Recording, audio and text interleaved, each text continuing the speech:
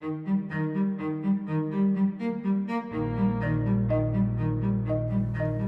that we've emphasized the planetary boundaries, let's see how hard the challenge is from the point of view of economic growth.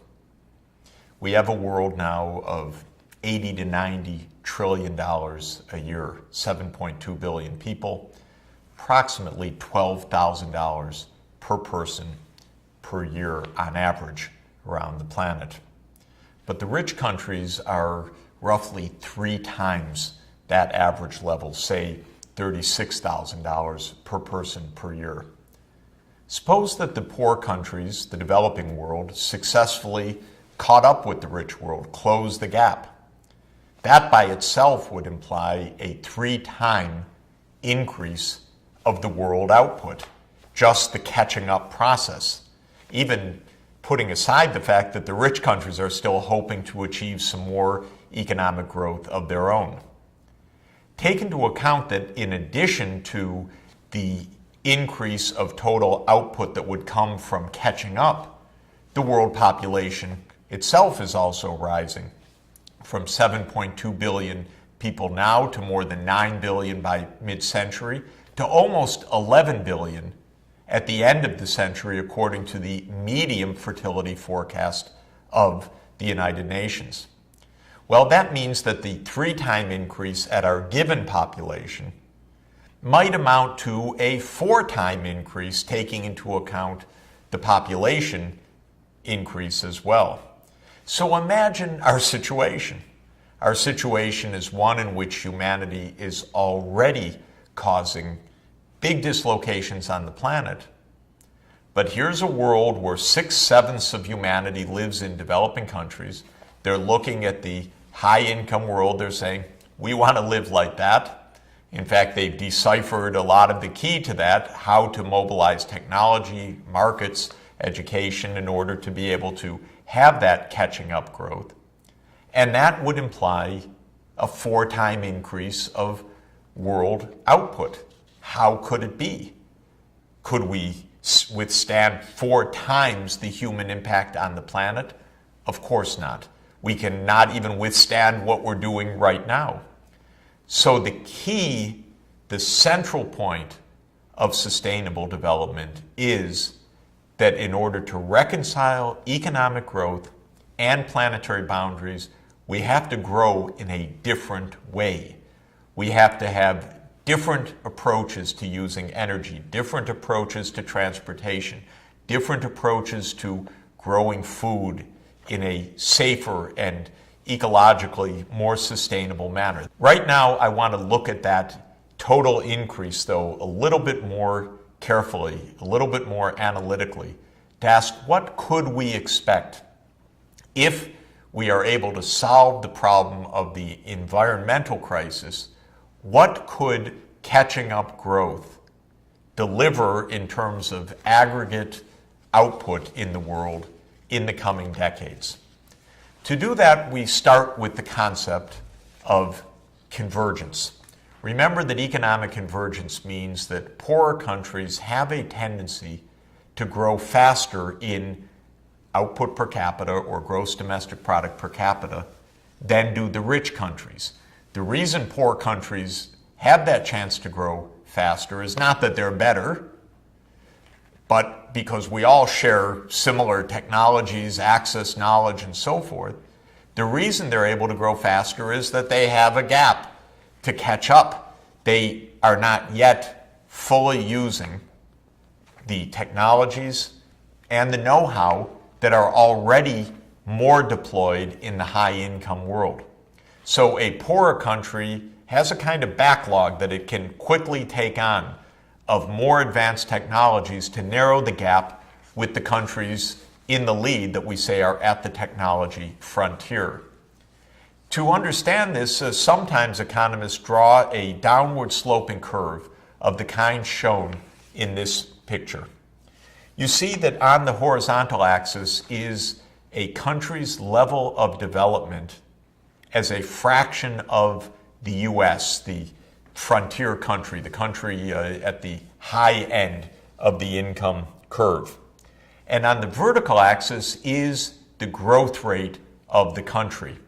Now, what's graphed here in the solid line is the theoretical curve that says that for countries that start poor at the left-hand side of the graph, their potential growth is high, and countries all the way on the right-hand side where their income is close to the U.S. level per person are at a lower point on that downward sloping curve, meaning that their potential growth is lower because they have less catching up space. And then what's shown on this graph is the actual growth rates of a number of selected countries between the years 1990 and 2005. Lo and behold, the actual experience of countries, for instance, the rapid growth of China, which started quite poor, and the slow growth of Finland, which started quite rich, basically fits this downward sloping line. So convergence is not only an idea, it is a practical implication of growth that we observe in recent years. Now, based on the experience and based on statistical analyses that have been done of this tendency towards convergence, again, meaning faster growth in the poorer countries, there's a kind of rule of thumb. The rule of thumb goes something like this. A country that is at half the income level of the country in the lead can grow about 1.4 percentage points per year faster than the leading country. Let me give an example. Say the United States is at $50,000 per person per year.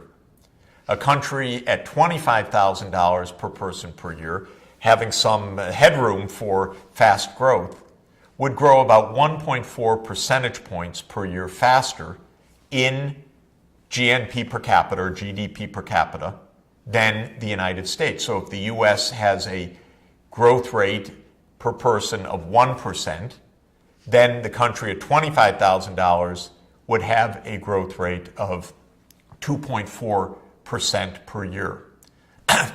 Now consider a country half of that level, $12,500. So that's 1/4 of the U.S.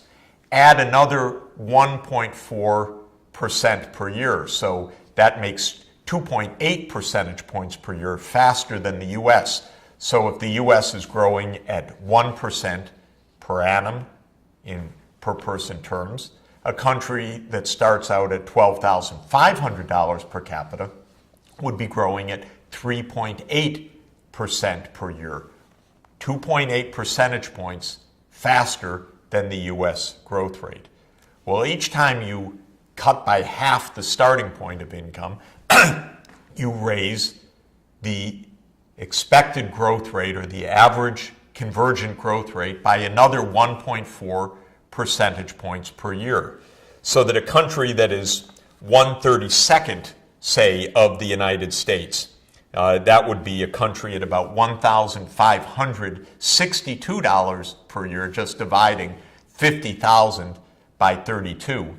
Country at 1,500, pretty poor country, maybe a country in sub-Saharan Africa, would have so much headroom that it could grow 7 percentage points faster than the United States. If the U.S. is growing 1% per year per capita, that very poor country could be growing at 8% per capita. You get the idea.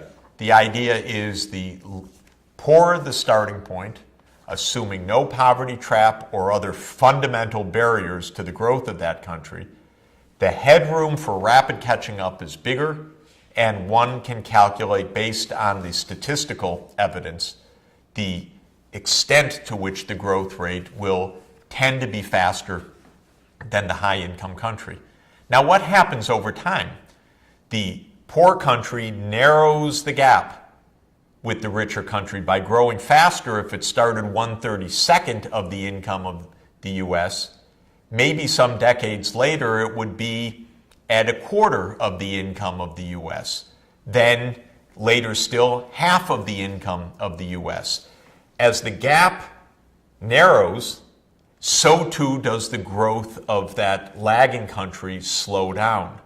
So there's a convergence of living standards gradually over several decades, and also a convergence of growth rates. The poor country starts out very fast growing, and then as it becomes richer and richer and richer, and closer to the technological leader, its growth rate too, therefore slows down and eventually gradually converges with that of the technological leader. And I keep using the United States as the example of that.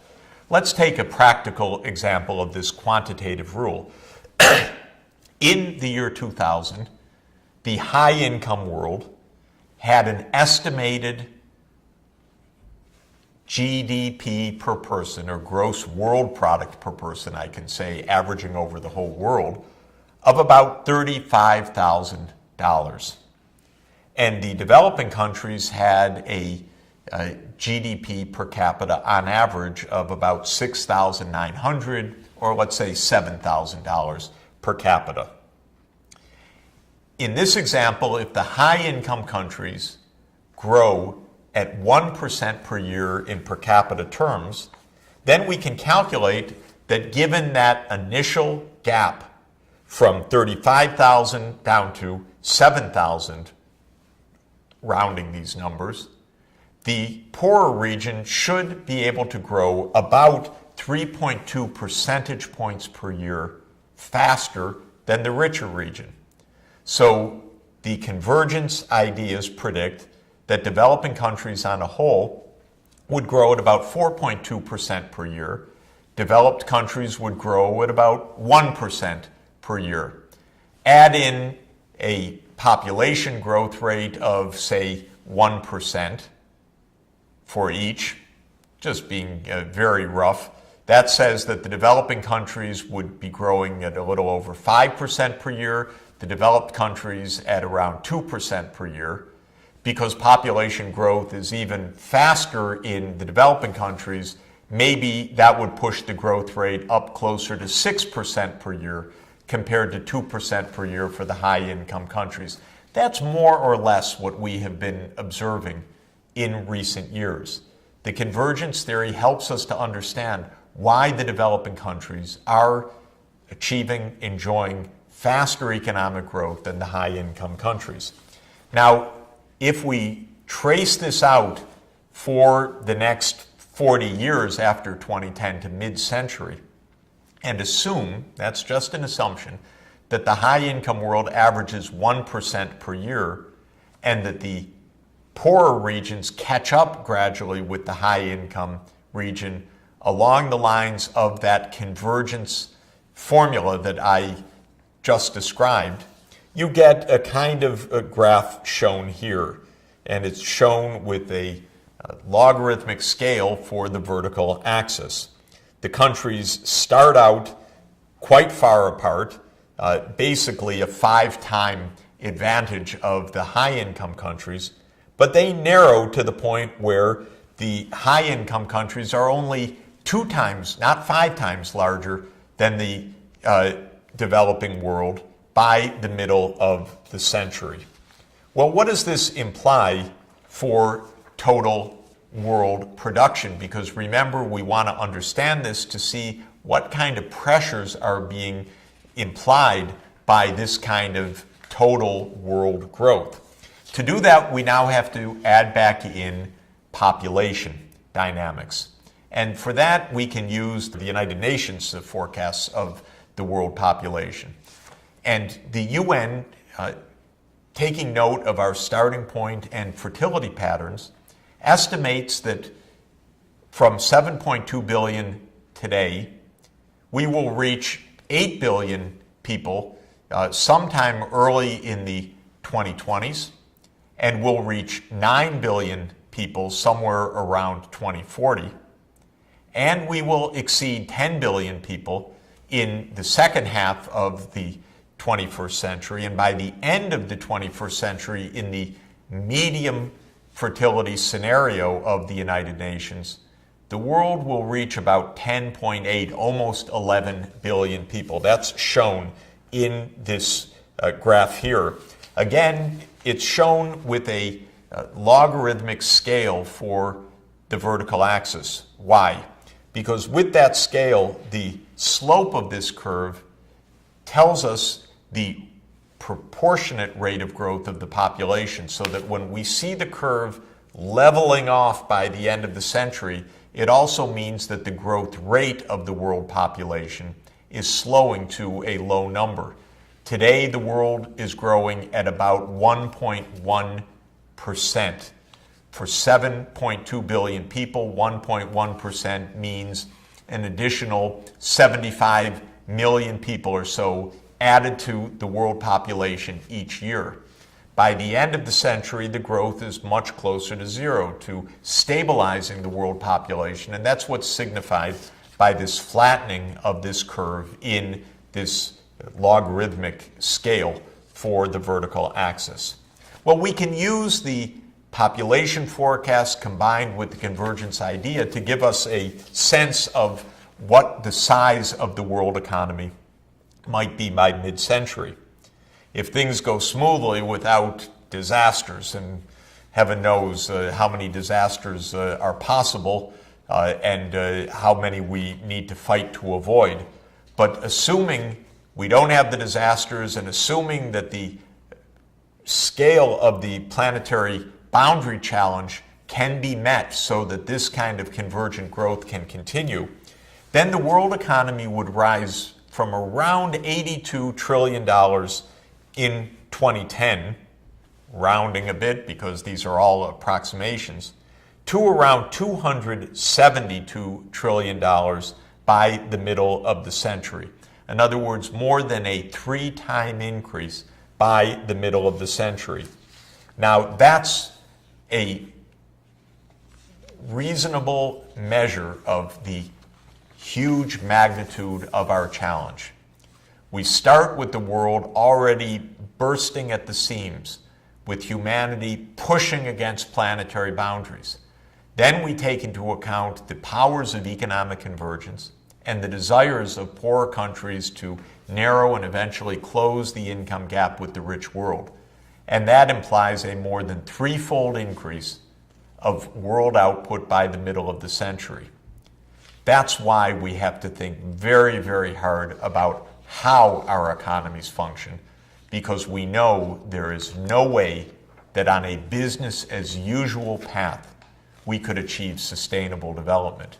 Business as usual will burst through the planetary boundaries, will create havoc with the climate system, havoc with the water supplies, havoc with the ocean acidity, havoc with the survival of other species. In order to reconcile the growth that we want with the ecological realities, we are going to need our economies to take a fundamentally different course. That's what we're going to look at next.